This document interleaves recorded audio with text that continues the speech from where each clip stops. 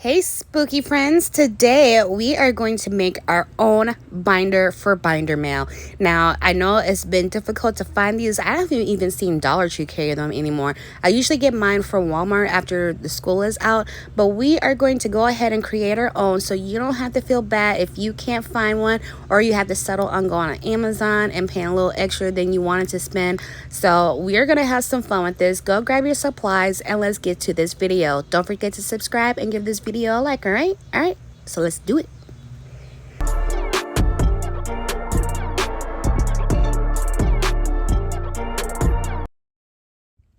So my measurements are theoretically based off of this binder here that I get from Walmart, and this one is a little bit different than most binders. This one is on the side on the flap, whereas we're going to do ours on the actual spine piece.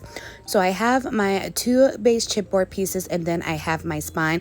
It actually is a little bit bigger due to the binder rings that we are going to be using. We need that extra little space. So I have my template that I use. I will have all of this info down below in the description, don't worry. And I'm lining up where I'm going to put my holes.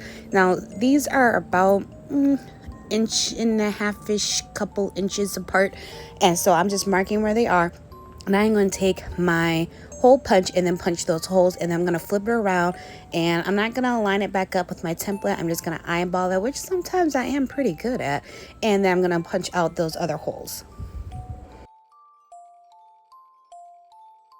Now after I got my holes punched, I'm going to take my 1-inch binder ring, which I get from the Dollar Tree, and I'm just going to test out the spacing of it, and make sure that I did give it enough room. I didn't do it too far, I didn't do it too close for it to close up.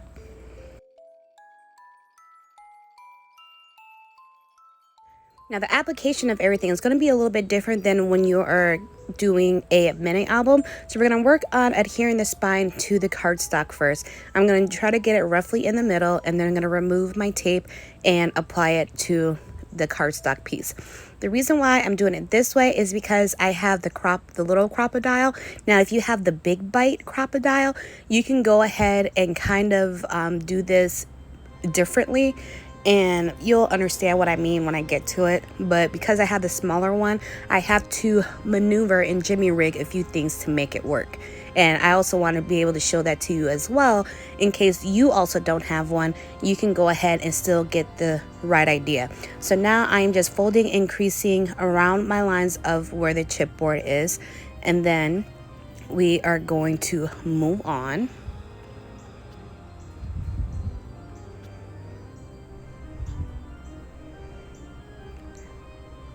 So you see here, I can't just go ahead and put my crop-a-dile in. So I'm gonna kind of bend it. I'm not gonna crease it. I am gonna like kind of fold it a little bit just so I can get my hole punch into that other hole.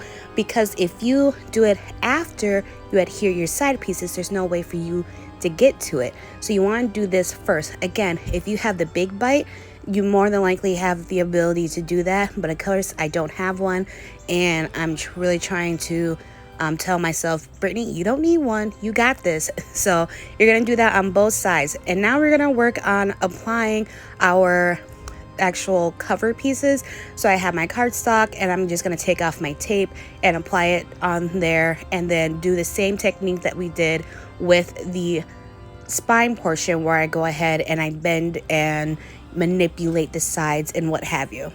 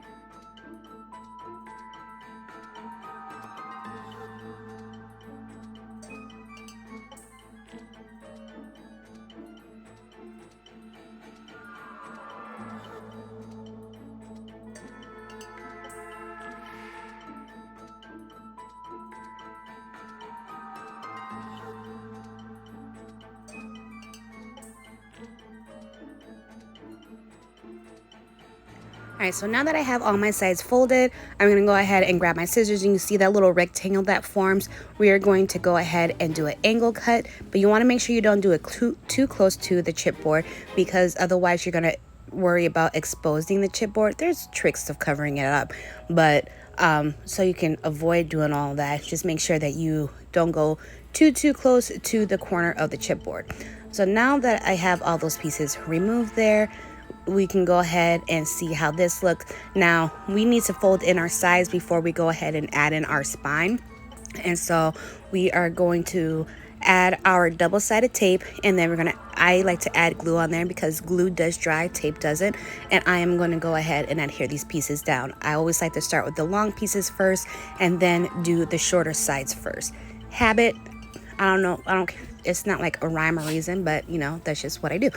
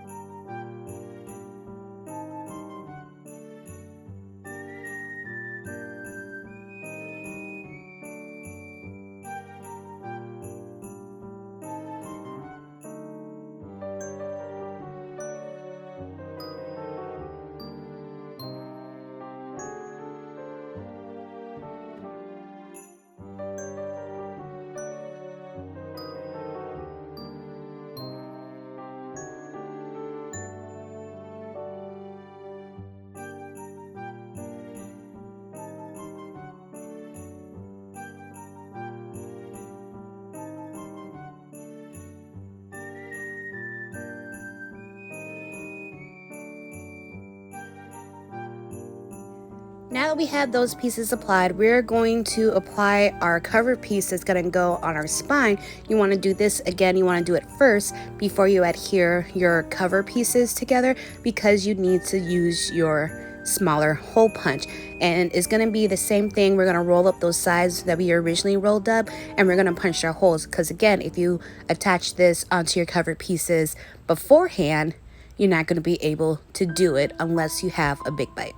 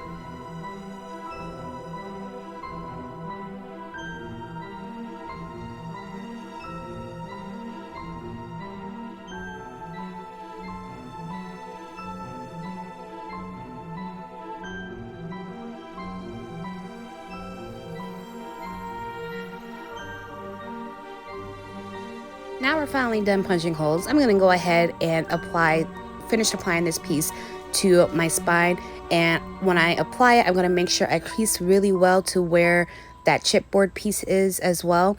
And then once I get everything all settled down, I'm going to take my cover pieces and make sure I have them aligned properly. And then I'm going to use that measurement to know where I'm going to put my score tape, and then I'm gonna go ahead and apply my cover pieces.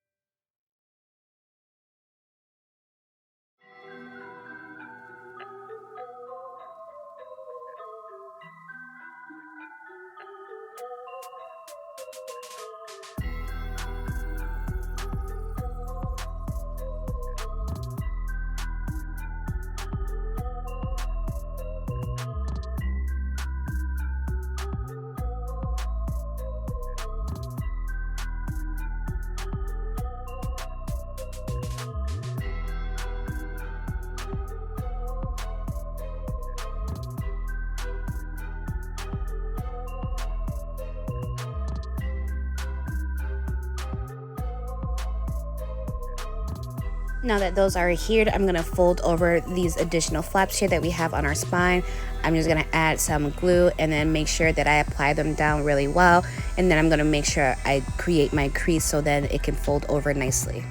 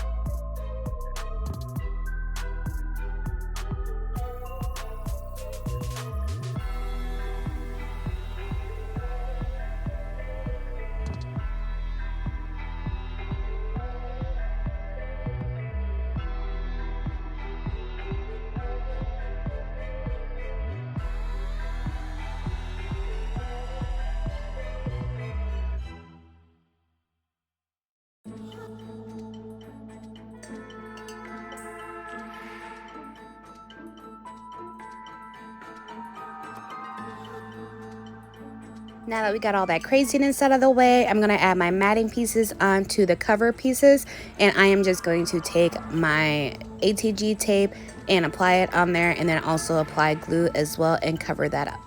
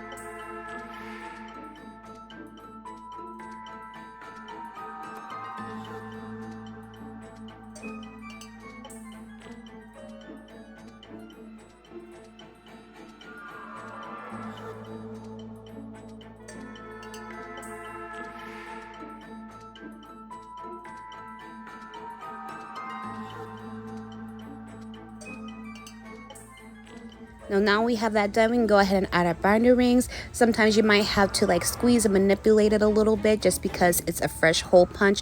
So you're gonna have to kind of wiggle it around to really get the closure in there. But once you get that in there, you are legit done, and it's all about the decorating. And with mine, I do end up deciding to add pockets to it, which I'll have the measurements down below because I wanted to emulate the binder. And so after decorating and everything, you can come up with something cute like this. Oh, it's so adorable. Isn't she cute? And so I just added some different little embellishments I already had made. You see it had those little acetate pockets there, and I added some pages just to kind of give you an idea of how it looks. And I'm not sure when I'm going to use this or how I'm going to use it, but I'll probably add more pages later on. You could do something like this as a December daily as well if you don't want to use it like Bindermail. But you know, if you can't find the binders, here you go. Here's a way of doing it.